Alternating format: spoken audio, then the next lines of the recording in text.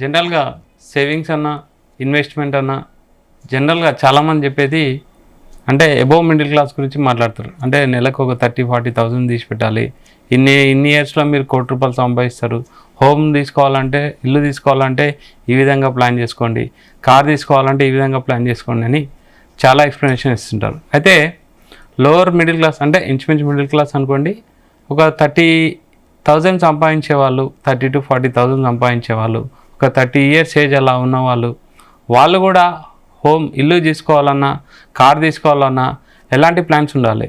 అందులో చాలా డిస్కషన్స్ ఉంటాయి. ఫస్ట్ ఇల్లు తీసుకుంటే బెటరా, కార్ తీసుకుంటే బెటరా, లేదా ఇన్వెస్ట్మెంట్కి వెళ్తే బెటరా? అసలు ఇది ఈ గోల్స్ మనం రీచ్ కావాలంటే ఒక 30,000-40,000 సంపాదించే ఒక సాధారణ మిడిల్ క్లాస్ వ్యక్తి ఏ విధంగా ప్లాన్ చేసుకోవాలి? మనతో పాటు ఫైనాన్షియల్ ప్లానర్ మధు గారు ఉన్నారు. Hi sir. హలో అండి. సార్, మనం ఇంతకుముందు చాలాసార్లు ₹1,00,00,000 సంపాదించడం ఎలా అవి అని మాట్లాడినాం. ఇప్పుడు ఒక నార్మల్ ఒక ఫ్యామిలీ పర్సన్ 30-40 సంపాదిస్తున్న పర్సన్ అని అనుకున్నవి రీచ్ అవ్వాలి, కార్ కానీ ఇల్లు కానీ ఇన్వెస్ట్మెంట్ కానీ, ఎలా ఆలోచించాలి? ప్లానింగ్ ఎలా ఉండాలి? శాలరీతో పాటు కాకుండా మామూలుగా ఇప్పుడు ఒక మిడిల్ క్లాస్ అని మనం ఏ విధంగా డిపెండ్ చేస్తామనంటే, వాళ్ళ శాలరీ మీద కంప్లీట్గా డిపెండ్ అయి ఉన్నారు, అది శాలరీ కూడా తక్కువ ఉంది, అప్పుడు ఇంకా లోవర్ మిడిల్ క్లాస్ కిందకి మనం వెళ్ళిపోతాం. ఎందుకంటే మన ప్రైమరీ నీడ్స్ కోసం మనం కష్టపడాల్సి వస్తుంది. ఇక్కడ ఈ ప్రైమరీ నీడ్స్ అనేది ఒక మంచి లైఫ్ స్టైల్ మనం లీడ్ చేయాలన్నా, పిల్లలకు మంచి స్కూలింగ్ చేయించాలన్నా, ఫ్యూచర్లో మనకు వచ్చే రెస్పాన్సిబిలిటీ మనం క్లియర్ చేయాలన్నా, వాటన్నిటికీ చాలా స్ట్రగుల్ పడుతూ ఉంటాం ఇప్పుడు కూడా. ఈ విషయంలో ఇప్పుడు మిడిల్ క్లాస్ అంటే మన అందరి సాలరీస్ హైక్ కావు కదా, అందరి బిజినెస్ హై లెవెల్ నడవదు కదా. కొంతమంది లైఫ్ స్టైల్ అనేది ఒక 10-15 years అలా కంటిన్యూ అవుతూనే ఉంటుంది. సో వాళ్ళు కూడా మరి మార్కెట్ అంటే బయట చూసి వాళ్ళు కూడా నేను కారు కొనాలి, ఇల్లు కొనాలి అని చెప్పేసి అనుకుంటాం కాబట్టి, సో దానికి కొంత ప్రాసెస్ అనేది ఉంటుంది. First essential very very critical ఉన్నవన్నీ ముందుగా క్లియర్ చేయాలి. ఎసెన్షియల్ క్రిటికల్స్లోకి వచ్చేసరికి మీకు ఒక ఎమర్జెన్సీ ఫండ్ అనేది ఫస్ట్ క్రియేట్ చేసుకోండి. ఒక 6 నెలలు మీరు జాబ్కి వెళ్ళకుంటే పరిస్థితి ఏంటి, ఆరోగ్య సమస్యలు వస్తే మన పరిస్థితి ఏంటి, లైఫ్ ఇన్సూరెన్స్ ఇట్లాంటివి చిన్నవి ఫస్ట్ కంప్లీట్ చేసుకున్న తర్వాత మీకు ఎలాంటి డెట్స్ లేదు, మీకు ఎలాంటి డెట్స్ లేకుండా 30,000-40,000లో కూడా మీరు అద్భుతంగా బతకచ్చు. 30,000-40,000లో మీరు మనీని కానీ మేనేజ్ చేసినట్టయితే ప్రాపర్గా దానికి ఇవ్వాల్సిన టైం ఇచ్చి కొనాల్సిన సరైన టైంలో కొనేస్తే మీరు అద్భుతంగా లైఫ్ని ఎంజాయ్ చేయొచ్చు. అసలు అందరూ మర్చిపోయేది ఏంటంటే నాకు తక్కువ సాలరీ అనుకుంటారు తప్ప, నిజానికి ఒక మనిషి ₹1,00,000 సంపాదించే వ్యక్తి కూడా తన సొంతంగా తినడానికి, తాగడానికి లేదా బతకడానికి ఎంత ఖర్చు చేస్తాడు అనేది ఆలోచిస్తే రఫ్గా ఒక 20-30% కూడా ఉండదు. 20% అయినా హైలీ నేను ఎక్కువగా చెప్తున్నాను. దువార ఖర్చులు అన్ని పక్కన తీసేస్తే నార్మల్ లివింగ్ ఎక్స్పెండిచర్ అనేది చాలా తక్కువ ఉంటుంది వాళ్ళకు కూడా. ఇంకా మిడిల్ క్లాస్ అని పోలిస్తే రిచ్ పర్సన్స్లో ఈ రెగ్యులర్ లివింగ్ ఎక్స్పెన్సెస్ చాలా తక్కువ ఉంటాయి.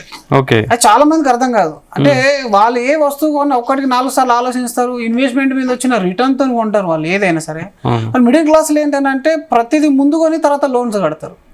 ఈ ముందు కొని లోన్స్ ఉండడం వల్ల అది దీర్ఘకాలికంగా ఉప్పులోనే ఉంటారు వాళ్ళు. అలా కాకుండా మీరు ఎలాంటి అసెట్స్ ప్లాన్ చేయదు, అసెట్స్ అసలు వద్దు, ముందు అసెట్స్ వద్దు, తర్వాత ప్రొటెక్షన్ పార్ట్ అయిపోయింది కదా, ఇప్పుడు మీరు ఆ స్పెండింగ్ బడ్జెట్ని పెట్టుకోండి. ఆ స్పెండింగ్ బడ్జెట్ ఎలా, నాకు ఎంత ప్లానింగ్ ఉండాలంటే ఈ దసరాకు మనం కూర్చున్నామంటే నెక్స్ట్ దసరాకు వచ్చే ఖర్చును కూడా మీరు ఎక్స్పెక్ట్ చేయగలగాలి. నెక్స్ట్ దీపావళికి నేను చేసే ఖర్చు ఏంటి, పిల్లలు ఎన్నిసార్లు బయటకు వెళ్తున్నారు అంటే, ఇప్పుడు వాళ్ళ అమ్మమ్మ వాళ్ళ ఇంటికి వెళ్తారా, ఇంకేదైనా రిలేషన్స్కి ఇంటికి వెళ్తారా, విహారయాత్ర చిన్న కిట్టి పార్టీలు ఉంటాయి, ఇట్లాంటివన్నీ ముందు నుంచే మీరు ప్లాన్ చేయండి. నాకు ఎంత అవసరం పడుతుంది, ఒక సంవత్సరంలో నేను, నా పిల్లలు, భార్య వాళ్ళు ఖర్చు చేసేది మెడికల్గా కానీ ఎంటర్టైన్మెంట్ విషయంలో కానీ ఎంత బడ్జెట్ అవుతుందో ఒక క్లారిటీ రండి ఫస్ట్. అలా క్లారిటీ వచ్చిన తర్వాత మీకు ఒక ఐడియా వస్తుంది. అప్పటికి ఇంకా ఖర్చులు మన ఆదాయం కంటే ఎక్కువ ఉన్నాయంటే మీరు ముందు ఫోకస్ చేయాల్సింది ఇన్కమ్ మీద. నేను జాబ్ చేంజ్ అవుతానా, లేకపోతే కొత్త బిజినెస్ అప్గ్రేడ్ చేసుకుంటానా, మార్కెటింగ్ ఎక్కువ చేస్తానా, అట్లా మీరు ప్లాన్ చేయాలి. ఒకవేళ మీకు ఆ స్కోప్ లేదు, ఆ స్కోప్ లేనప్పుడు మీరు ఏం చేయాలి అని అంటే ఆ ఉన్న దాంట్లోనే ప్రాపర్గా ప్లాన్ చేయాలి. ఆ ప్రాపర్గా ప్లానింగ్లో ఫస్ట్ అన్నిటికంటే ముఖ్యంగా 2-wheeler అనేది ఉంటుంది. ఇప్పుడు 2-wheeler లేకుండా అయితే మనం ఏం చేయలేం కదా. ఫస్ట్ 2-wheelerది కంప్లీట్ చేసేసుకున్నారు. ఈ తర్వాత ఇంకొక క్వశ్చన్ ఏమొస్తుందనంటే, మరి మంచి ఎడ్యుకేషన్ ఇవ్వాలా పిల్లలకి, లేదా నేను ఏదైనా కారు కొనాలా, ఈ రెండిట్లలో సమస్య వచ్చినప్పుడు ముందు ఎడ్యుకేషన్ ప్రియారిటీ ఇవ్వండి. ఎడ్యుకేషన్ ఇస్తే మీకు ఫ్యూచర్ జనరేషన్ రెడీ అయిపోతుంది, ఫ్యూచర్లో వాళ్ళకు స్టెబిలిటీ అనేది తయారైపోతుంది. ఆ తర్వాత మీరు ఆలోచించాల్సింది మళ్ళీ ఇల్లు కారు, ఇంక మళ్ళీ ఇది ఒక సమస్య వస్తుంది అంటారండి. అయితే తక్కువ సాలీలో ఉన్నప్పుడు పెద్ద పెద్ద లోన్స్కి మీరు వెళ్ళకుండా నార్మల్గా కొన్ని రోజులు ఉండి ఆ అమౌంట్ ఏదైతే మీరు ఈఎంఐ మైండ్లో ఫిక్స్ అవుతున్నారో, నాకు 15,000 మిగులుతున్నాయి, దాంతో నేను హోమ్ లోన్ ప్లాన్ చేసుకోవాలనుకున్నప్పుడు ఆ 15,000 మీరు ఇన్వెస్ట్మెంట్ రూపంలో మీరు ఉంచితే 5 సంవత్సరాల తర్వాత మీ కెపాసిటీ డబుల్ అవుతుంది. మీ కెపాసిటీ డబుల్ అయితే మీరు ఈజీ అయిపోతుంది. అప్పుడు ఆ టైంలో మీ కార్ అవసరం అనుకుంటే మీకు ఇప్పుడు ఆఫీస్కి వెళ్ళడానికి లేదా బయట మీరు ఇప్పుడు విలేజెస్లో ఉండి హైదరాబాద్లో సెటిల్ అయిన వాళ్ళు ఉంటారు ఇంతమంది.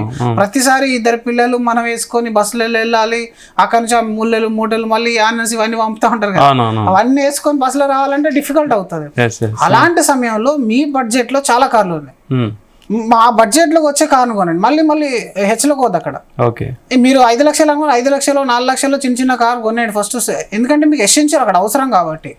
ఎసెన్షియాలిటీ కంప్లీట్ అయిన తర్వాత మీరు అప్గ్రేడ్ చేయడానికి టైం తీసుకోండి. మళ్ళీ అట్లా స్టెప్ బై స్టెప్ ప్రాసెస్ తీసుకోవాలి. అయితే మన వాళ్ళు ఏం చేస్తారంటే ముందుగానే డబ్బులతోని క్రిప్టోలు చేస్తారు, లేకపోతే ట్రేడింగ్ చేస్తారు, లేదనంటే గేమ్స్ ఆడతారు. ఇవన్నీ ఏం చేస్తారని ఇవన్నీ స్టెప్ బై స్టెప్ ప్రాసెస్లో లాస్ట్లో రావాల్సినవి కాస్త వీళ్ళ దాంట్లో ముందు ఉన్నాయి. ఈ మోసాలు కూడా కానీ సైబర్ క్రైమ్ కానీ ఇంకేదైనా ఎలాంటి మోసాలు జరిగినా చిట్లో మీరు లాస్ అయినా కూడా ఈ లాస్లన్నీ కూడా మిడిల్ క్లాస్ లోవర్ మిడిల్ క్లాస్కి ఎక్కువనే ఉంటుంది. ఎందుకంటే రిచ్ వాళ్ళకి తక్కువ ఉంటాయి. ఎందుకంటే రిచ్ వాళ్ళ దగ్గర టైం ఉంటుంది, వాళ్ళకి తెలుసు ఇది వర్కౌట్ కాదని, వాళ్ళు అత్యాశకి వెళ్ళే ప్రయత్నం ఎక్కువ చేయరు. వీళ్ళ దగ్గర డబ్బు లేదు కాబట్టి ఏదన్నా ఒకటి చేసేస్తే తొందరగా లైఫ్ సెట్ అవ్వబోతుంది అని అనుకుంటాము. అంటే మంచి విషయాలకు భయపడతారు. మళ్ళీ మంచి విషయాలు ఇప్పుడు మ్యూచువల్ ఫండ్ ఇన్వెస్ట్మెంట్ చేయమని చెప్పండి భయపడతారు, స్టాక్ మార్కెటింగ్ భయపడతారు. కానీ ఎవరు తీసుకెళ్తారో అని భయపడతారు. కానీ మోసపోయిన చరిత్రలు చూడండి. ఇప్పుడు ఏదైనా స్కీమ్స్ ఉంటాయి, కొన్ని ₹1,00,000 కడితే 10,000 ఇస్తున్నావు అని, ఇట్లాంటి వీటిలలో ఫస్ట్ ఉండేది వీళ్ళే.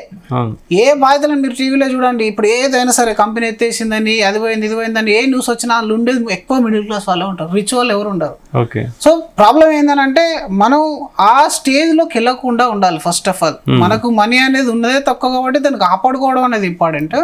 ఈ అసెట్స్ ప్లాన్ చేసినప్పుడు మాత్రం ఖర్చులో స్పెండింగ్ బడ్జెట్ మీరు పెట్టుకోవాలి. అండ్ ఆ స్పెండింగ్ బడ్జెట్ ప్రాపర్గా ఉంది, అది నీ కంట్రోల్లో ఉంది అనుకున్నప్పుడు కొంచెం ఎక్స్టెండ్ అవుతే నాకు ఇప్పుడు ఉన్న అవసరాలకు అత్యవసరం ఏంటనేది మీరు చేసుకోండి. ఇప్పుడు ఒక జనరల్గా టేబుల్ వేపిస్తాం అందరితోనే, very important not important and urgent important, ఇట్లా 4 రకాల టేబుల్స్ ఉంటాయి కదా. ఆ టేబుల్ వేసేసి అందులో ఇంపార్టెంట్ అర్జెంట్ ఏదైతే ఉన్నదో అది ముందు చేయండి. ఇంపార్టెంట్ అర్జెంట్ అని ఉన్నవి, ఆ తర్వాత ఇంపార్టెన్స్ చేయండి, అర్జెంట్ చేయండి, తర్వాత ఇంపార్టెంట్ చేయండి, తర్వాత మిగిలినవన్నీ చూసుకోవచ్చు. ముందుగానే మీరు 5 ఏళ్ళ తర్వాత కొనాల్సింది ఇప్పుడు కొన్నారనుకోండి, 5 ఏళ్ళ తర్వాత మీరు ఏదైతే కొనారో దానికి డబుల్ కెపాసిటీ పోను, ఉన్నదాన్ని కూడా మీ దగ్గర ఉంచుకునే అవకాశం అనేది ఉండదు. మీరు తక్కువ సాలరీలోనే ఇప్పుడు పెద్ద కార్ ప్లాన్ చేశారనుకోండి, తర్వాత దాన్ని నమ్మాల్సి వస్తుంది ఈఎంఐ కట్టలేక. అదే మీరు ఇప్పుడు నార్మల్గా మీ బడ్జెట్లో ప్లాన్ చేసుకోవాలి. అన్నిటికంటే ముఖ్యంగా ఫైనాన్షియల్ బడ్జెట్ అనేది మెయింటైన్ చేయాలి. ఇప్పుడు డబ్బున్న వాళ్ళేమో చార్టెడ్ అకౌంట్లను పెట్టుకొని వాళ్ళ ఇయర్లీ మేనేజ్మెంట్ అంతా ప్రాపర్గా చూసుకుంటున్నారు. డబ్బును ఏ విధంగా ఖర్చు పెట్టాలి, ఎంత రెవెన్యూ వస్తుంది, ప్రతిది కూడా ఒక ఆర్డర్లో నడుస్తుంది. But middle class lower middle class వాళ్ళకు టైం ఉంది, బట్ ఎవరు కూడా డబ్బు గురించి ఆలోచించరు. ఎప్పుడు ఎర్నింగ్ పైన ఫోకస్ చేస్తూ ఉంటారు, నేను ఏం చేస్తే బాగుపడతానని ఆలోచిస్తారు. కానీ నా దగ్గరకు వచ్చిన డబ్బు నేను ఏ విధంగా ఖర్చు పెట్టాలి అనే ప్లానింగ్ అనేది వాళ్ళకు ఉండదు. ఫస్ట్ మనం వచ్చే ప్రతి రూపాయి ఎక్కడి నుంచి వచ్చింది, ఎక్కడికి వెళ్తుంది అనేది ఒక క్లారిటీ మీరు తెచ్చుకోండి. దీని తర్వాత స్పెండింగ్ బడ్జెట్ పెట్టుకోండి. హెల్త్ ఇన్సూరెన్స్, లైఫ్ ఇన్సూరెన్స్ అనేది కంప్లీట్ చేసుకోండి. ఆ తర్వాత మీరు అసెట్స్ జోలికి వెళ్ళండి. అయితే ఒక 5 years పోస్ట్ పోన్ చేయడం వల్ల మీ కెపాసిటీ డబుల్ అవుతుంది, ఎర్నింగ్ అనేది పెరుగుతుంది, అన్నీ కూడా బాగుంటాయి అనమాట. ఎంత చిన్న శాలరీ ఉన్న వాళ్ళు, ఇప్పుడు కార్పొరేట్ ఆఫీస్లో మీరు వెళ్ళి చూడండి, ₹1,00,000 జీతం ఉన్న వ్యక్తి అక్కడ పనిచేసే నార్మల్ 30-40 వేల శాలరీ ఉన్న వాళ్ళ దగ్గర మంత్ ఎండ్లో డబ్బులు తీసుకుంటూ ఉంటాడు. ఎందుకంటే ఈయనకు పెద్ద సాలరీ ఉంది కాబట్టి పెద్ద ఆశలు, పెద్ద లోన్లు, పెద్ద అసెట్స్. ఈయనకు తక్కువ సాలరీ ఉంది కాబట్టి భయంతో బాగా ప్లాన్ చేస్తాడు. మీరు బిజినెస్ లో చూడండి, అట్మోస్ట్ బిజినెస్ వాళ్ళందరూ కూడా డిసిప్లిన్ గా ఉంటారు. ఎందుకంటే వాళ్ళకి ₹1 రావాలంటే ఎంత కష్టమో తెలుస్తుంది. కానీ శాలరీలో అది తెలియదు అండి, ఎప్పటికీ తెలియదు. శాలరీలో ఉన్న వారికి ఎప్పుడన్నా అంటే అదితో క్రెడిట్ అయింది, వాళ్ళ దయ వల్ల నా అకౌంట్లో వచ్చి పడ్డట్టు ఫీల్ అయిపోతారు వీళ్ళు. నువ్వు ఎంత కష్టపడుతున్నావు, నీ ఫ్యామిలీ లైఫ్ అంతా కూడా పోతుంది. 9 to 5 నువ్వు ఒకటి ఆ కార్పొరేట్ ఆర్గనైజేషన్లో నువ్వు స్పెండ్ చేస్తున్నావు, దాని ప్రతిఫలం ఎప్పుడో ఒకటేసారి కనబడుతుంది నీకు. కానీ బిజినెస్లలో కాదు. బిజినెస్లో ప్రతిరోజు వీళ్ళు స్ట్రగుల్ చేస్తారు కాబట్టి వాళ్ళు బాగా ప్లానింగ్తో ఉంటారు. మీరు ప్లానింగ్తో ఉంటే అంతకంటే అద్భుతాలు మీరు చేసుకోవచ్చు.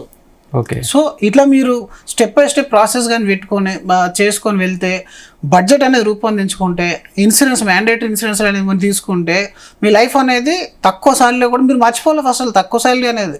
ఓకే. బతకడానికి మనకి ఎంత కావాలో అంత ఉంటే సరిపోద్ది. మన అందరూ అంబాలు కావాల్సిన అవసరం లేదండి. ఎవరైనా హ్యాపీగా ఉండడం నేర్చుకోవాలి. మన లైఫ్ లో మనం లివింగ్ ఎక్స్పెండిచర్ అనేది, లివింగ్ అనేది ఈజీగా ఉండాలి, ఫ్రీగా ఉండాలి, మనశ్శాంతిగా పడుకుంటే నిద్ర పట్టాలి, తింటే అరగాలి అంటారు కదా సామెత. అది మీరు బాగుంటే సరిపోతుంది. దానికోసం ఏదో కంపారిజన్ లోకి వెళ్ళొద్దు. అద్భుతంగా ఉంటుంది. ఎవరిదైనా 20,000 30,000 సాలరీ ఉన్న వాళ్ళు ఎంతో మంది హైదరాబాద్ లో అద్భుతంగా ఎలాంటి ఇబ్బంది లేకుండా ఉంటున్నారు. కానీ వాళ్ళంతా ఒక ప్లానింగ్ ఉంటుంది. ఆ ప్లానింగ్ మీరు అలవాటు చేసుకోవాలి. ఓకే. అంటే ఆర్టికల్ కూడా మనం ఒక నేషనల్ ఛానల్లో కూడా ఈఎంఐస్ ఎక్కువైనాయి, అదే ఎక్కువైనాయి, ప్రెజర్స్ ఎక్కువైపోయినాయి, అంటే హాస్పిటల్ ఖర్చులు ఎక్కువ చేస్తున్నారు ఈఎంఐల కంటే ఎక్కువ అనేది ఒక సర్వేలో చెప్పారు. అవునవునవును. అని ఇప్పుడు జనరల్ గా అంతే కదా. ఇప్పుడు ఎప్పుడైనా సరే టెన్షన్ ఉంది అని అంటే హెల్త్ పాడైపోతుంది. ప్రతిదీ ఈఎంఐలో దొరుకుతుంది కాబట్టి EMI first of all EMI నుంచి దూరంగా ఉండాలి. తక్కువ సాలరీ ఉన్న వాళ్ళు ఏదైనా సరే ఈఎంఐలో కొనడం అలవాటే చేసుకోవద్దు. ఓల్డ్ కల్చర్ మనం మళ్ళీ తీసుకొని రావాలి. ఓల్డ్లో ఇప్పుడు 90% అవుట్ మనకు ప్రిన్సిపల్ అమౌంట్ మనం పేమెంట్ చేస్తే, డౌన్ పేమెంట్ చేస్తే 10% లోన్లు వచ్చేవి. అట్లాంటి ఎట్లా 50 వెళ్ళి ఇప్పుడు ఆల్మోస్ట్ 20% కూడా డౌన్ పేమెంట్ చేయలేని పరిస్థితి వచ్చింది. ఒక కారు కొనాలంటే మీ దగ్గర ₹1,00,000 ఉంటే 15 లక్షల కారు వస్తుంది మీ ఇంటికి. So that is more dangerous. మన దగ్గర అట్లీస్ట్ 50% అయినా క్యాపిటల్ పెట్టుకుంది, మిగతాది ఇట్లాంటి పనులు అనేది చేయకూడదు. ఓకే. సో అట్లా ప్లాన్ చేస్తే మీకు బాగుంటుంది. Okay. Thank you sir. Thank you very much. So Madhu గారు చెప్పింది ఏంటంటే మంచి సామెత చెప్పారు. తింటే అరగాలి, పడుకుంటే నిద్ర పట్టాలి. ఆ విధంగా మెయిన్ అది ఇంపార్టెంట్. తక్కువ శాలరీ కూడా అద్భుతంగా బతకొచ్చు అనేసి ప్లానింగ్ కరెక్ట్గా ఉంటాయని సలహా ఇవ్వడం జరుగుతుంది. Keep watching Zee Telugu news.